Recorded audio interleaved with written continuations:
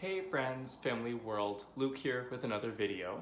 If you've seen our videos before, you may notice that I'm in new surroundings. That's because Tyler and I recently moved from our old apartment in Belfast to a new apartment in Belfast. So we will be here until the end of June. Today I want to talk to you guys about our experience at Wicklow Mountains National Park.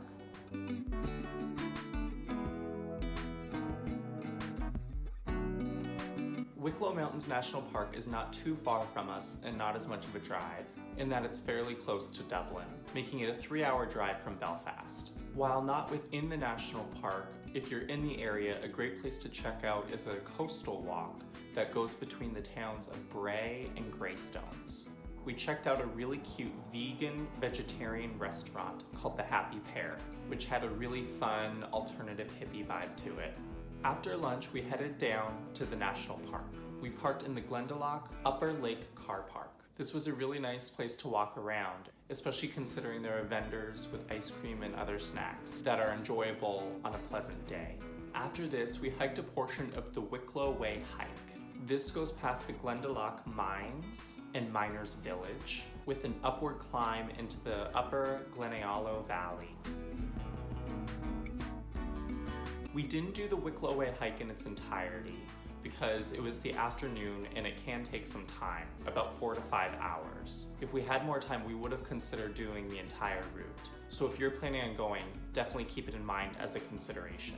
Next, we headed from Glendalough to a scenic drive to Loch Tay and parked at the Bru Na Boinne car park, walking over to the cliff edge for some amazing views of the lake and the mountains.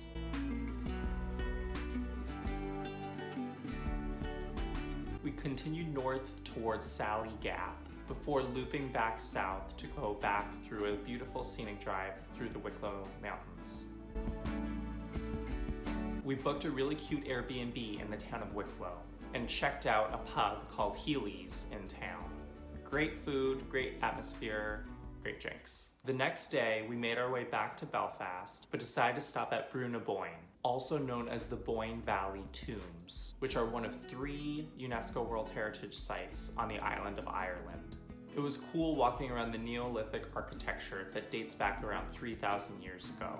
There's no photography allowed inside the tomb, but it's still worth it for what you learn on the tour with the very knowledgeable guides. These tombs are older than the pyramids of Giza and Stonehenge. The sunbeams during winter solstice are able to penetrate inside the tombs and really demonstrates how smart the people were who built it and how much effort and knowledge it had to take to build such a marvel that was so consistent with the rotation of the earth every year. We visited the site of Newgrange, but there are 2 other sites that you can visit. Just be aware that you have to take the shuttle buses from the visitor center, so it's a lot of back and forth.